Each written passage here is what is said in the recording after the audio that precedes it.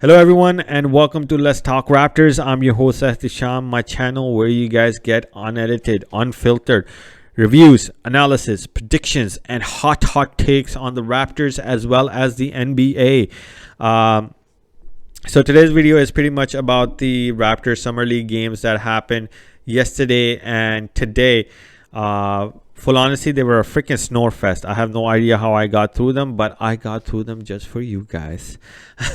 Because I wanted to give you guys an update as to how the rookies are doing and what they can improve on. And, basically a prediction as to who might make the team and who might not make the team. But just like I've done in all of my previous videos, I want to share something with you guys. Now, I used to call this section a tidbit, but now I have decided to change it because I think tidbit sounded stupid, and I might be mispronouncing it. So I've decided to change the section's name to my thought of the day. I actually have two thoughts of the day for you guys. One is that I wanted to thank you guys for whoever prayed or gave their positive thought or just a thought to my friend son Nu, as well as other sick people that are out there, because honestly it does work, guys. I got an instant text from my buddy saying that, man, you put that out there, even if one person does it, like praise or sends a positive thought to my son, it will give me courage, and it will tell me that me and my son aren't alone in this, and we'll get through it because we have good vibes or positive thought prayers behind us from other people out there. So guys, please continue to do that. Please pray for Nu, please, and then please pray or send positive thoughts for other people that are sick out there. Now, my second thought of the day, I know a lot of people are going to rip me for this and call me sentimental and all that stuff, but I'm not that guy, and this is the reason why I'm doing this. I'm not a guy who usually shares his personal feelings, but today I felt that it was a good, even though it shouldn't take a special day to do this, but it was a good day to do it because it's my wife's birthday tomorrow, and she has said that she doesn't want a gift. Now, I know you guys say that's code for she wants a gift, but I know her. Last time I bought her a gift, she returned it. So, and it wasn't a shitty gift, okay? But when she said she doesn't want anything, she doesn't want anything, because we're at that stage of our relationship, of our marriage, where we rather save money than to spend it on gifts that we're going to use once or twice. So she told me she doesn't want anything. So I saw, as a person who often doesn't share his feeling, I will take this opportunity and give her a gift of telling her on my and my son's behalf, who's only 2, so he can't really talk, that we love her, we appreciate her. Tell her that for me, that she is the support system that has carried me for the past 5 years. She's stuck by me for all through the difficult times where where I was studying, going through law exams, all of that stuff, and we didn't have that much money, yet she made sure that she, like, any of her desires for stuff, she never really let me get stressed about that. And and then since our son has been born, she hasn't slept for the past 2 years, man. And she still made sure he gets fed, he gets his naps and all that stuff, and she's even made sure that I get my sleep and all that stuff. So I just wanted to, on my and my son's behalf, tell her that we love her, we appreciate her, we see everything that she does for her, and without her, we both wouldn't know what the hell we're doing. And honestly, I'm hoping by doing this, guys that are just like me out there that don't often say this to their significant others, they will say it. So guys, it doesn't have to be a birthday, it doesn't have to be an anniversary, none of that stuff. Just tell your significant other that love them and appreciate them. And Mariam, me and your son both do love you and appreciate you. So without further ado, let's talk some Raptors. So I'm going to tell you guys 3 to 4 things I've seen that I think the rookies are doing very well, and then 3 or 4 things that they are not doing well. So the first thing that I've seen, the rookies are doing well has been the fact that they are playing defense like no other summer league team is doing. They're playing amazing defense. They're all fighting over screens. They're sticking with their man. They're helping each other on defense. They're communicating. So they're all involved in everything that the Raptor defense is known for.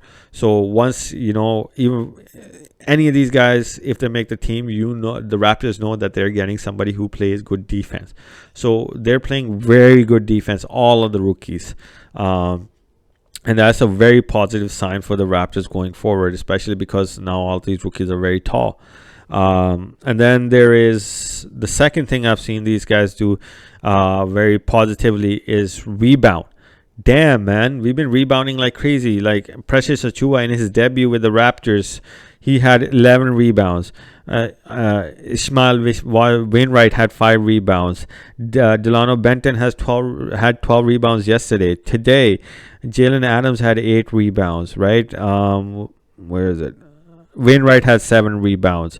Achiuwa had 5 rebounds. So we've been winning the rebounding battle. So that shows you these guys, they're not just defense oriented. They're making sure that their defense actually contributes to offense because they're not giving second chance opportunities to teams. So that tells you all of these guys have that mentality of wanting to rebound because everybody in the team has at least minimum of 4 rebounds in each game, 3 to 4 rebounds. So that tells you they're collectively rebounding. And that's going to help us out because the Raptors have had issues with rebounding. And then they've had it since freaking, I don't know how long. So that's a positive sign to see in all of these rookies. The third thing I've seen very positive, and I love this, is the fact are the intangibles, okay? All of these rookies are playing their ass off. They're all playing so hard. Not just because they're trying to prove, to show off for the scouts, but you can tell that that's part of their game. That you see like them diving on the floor, that you don't just do that for scouts. You actually do that's because that's instinct to you. So these guys are diving on the floor, going like running after the ball, trying to save it from going out of bounds so they can get an extra possession, like cheering each other on as a team, even though they know the guy that they're playing with is their competition, but they're still doing it. They're still supporting them, not just because they know if they don't make it, at least they want the other guy to make it to some squad, right?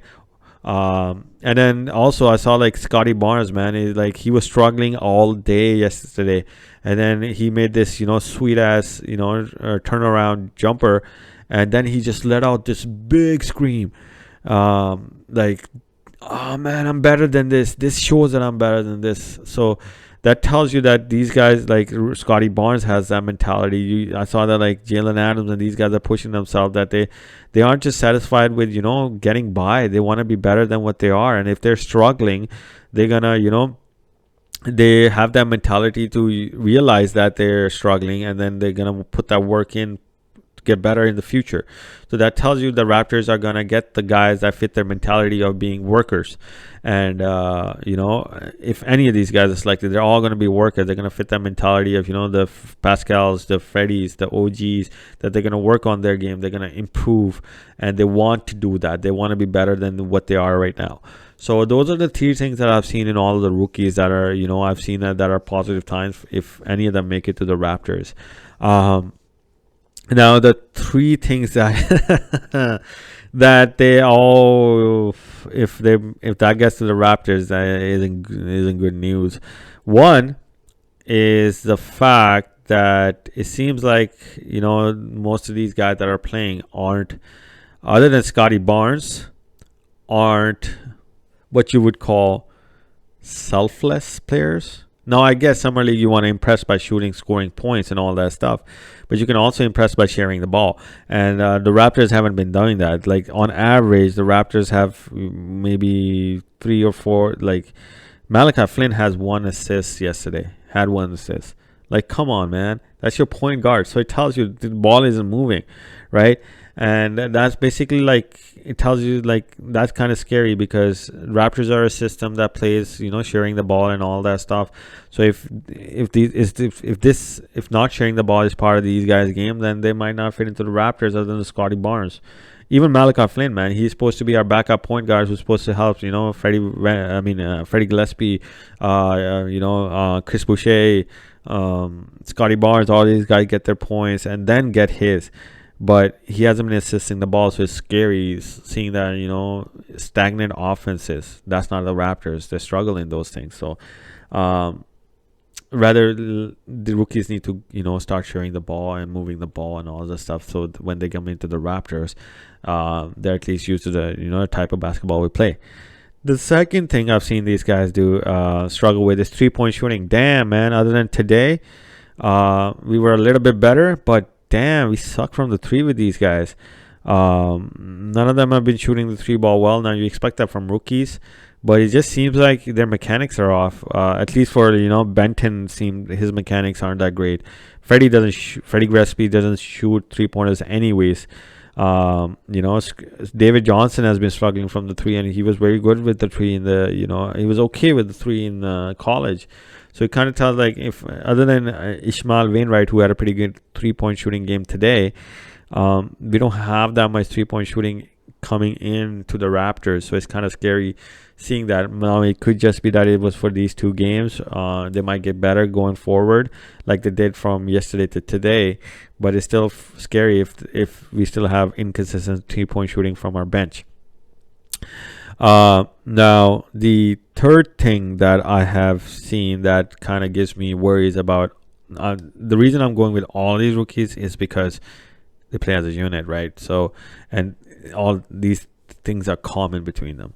The third thing I've seen from them is selfishness, like I said about the assisting, but selfishness in the sense of, you could say, how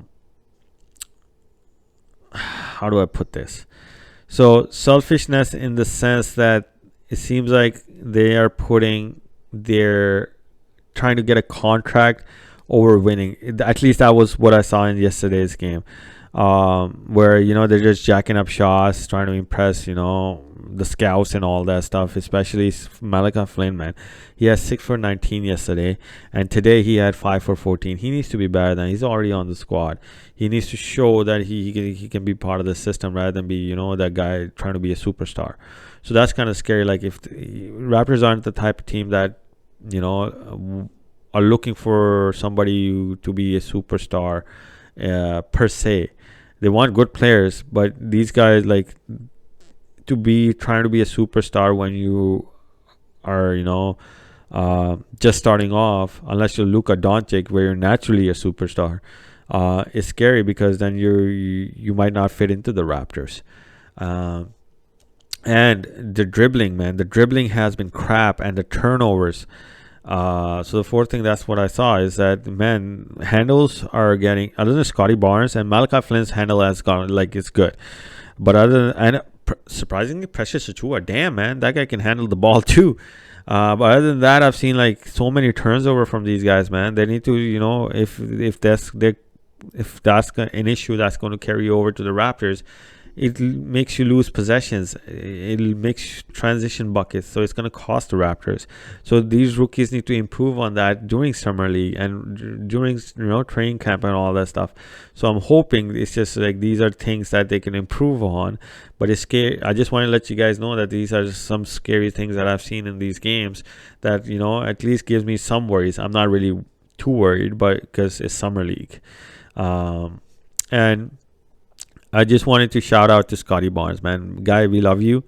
You're a great player. You're going to be a good player. But we need you to be more aggressive, man. You only took 8 shots yesterday and 7 shots today. We get you're, an unselfish player. But we need you, man. You need to, get that offense going. You're a defensive beast. Nobody can get by you and all that stuff. But, your game is better than what is being shown in these summer league games. So this is just like a shout out to Scotty Barnes that, bro, you can be like, just be aggressive. He's just not being aggressive at this time, and that tells you by the amount of shots he's taking. So because Delano Benton is taking 10 shots in the last game and 11 shots today. So that tells you Scotty Barnes is not being aggressive. So I just want to see him be more aggressive, okay, and see what he's capable of. Because first game he did show us that, and now he's kind of reverted back to sharing the ball, getting off the ball, and all that stuff. So that's something I think that Scotty Barnes can improve on. Just him, because we all want to know what Scotty Barnes is capable of. Now the prediction of who's gonna make the team and who's not. Honestly, Ishmael Wainwright is likely going to make it because he's shown flashes of good offense, good 3-point shooting, because he had 20 points today, 4 of 6 from the 3. He's shown rebounding the ball. He's averaging almost 5 rebounds per game. He has a big build, and he can play defense, so he's likely to make that team. Then there's, surprisingly, I think Jalen Adams might make the main roster because he's averaging almost like 8 points per game, 6 to 7 rebounds on not bad efficiency, so he's likely to be able to make the team. So keep an eye out on that guy. The guys that I think might end up in the G League or might even be cut, depending on what their contract says, is Delano Benton. He's been very inefficient. His dribbling has been kind of off, like his sense, and he hasn't been assisting the ball as much as we expected, given that he was supposed to be the tall point guard. So he might end up in the G League to get all of his stuff fixed. David Johnson also has been struggling on his offense and assisting the ball. Even though he hasn't really done much. He had 2 points today. So it's likely that he's going to end up in the G League. Those two, I know they're late second round picks, but they had better, college careers than they are having right now. At least they were more efficient, more active, and all that stuff. So they might end up. And then one surprising, I think Freddie Gillespie is at risk of losing, his contract. He hasn't had any points in the last 2 games, in a sense, like maybe 2 or 3 points, and then maybe 3 or 4 rebounds. Yeah, he had a sweet ass block yesterday on Kuminga, but come on, man, you got to be better than that. You actually played a year in the NBA. So maybe it's just summer league that he's a little bit nervous, or maybe now he feels like he's comfortable that, oh no, there's other rookies, so I don't have to worry about my shit. No, I think he might end up in the G League this year. So, and the rest of the rookies, again, I'll figure that out. Now my predictions might change because summer league is summer league, things change. But that's pretty much what I have for you guys today. I'm hoping keep you guys updated on all of these rookies, and going into the season, we have a better idea of who's going to end up on the squad. Other than that, please like and subscribe to the channel. It will be really helpful to me. One last time, happy birthday, Mariam. I love you. Your son loves you. And that's pretty much it, guys. I'll see you next time.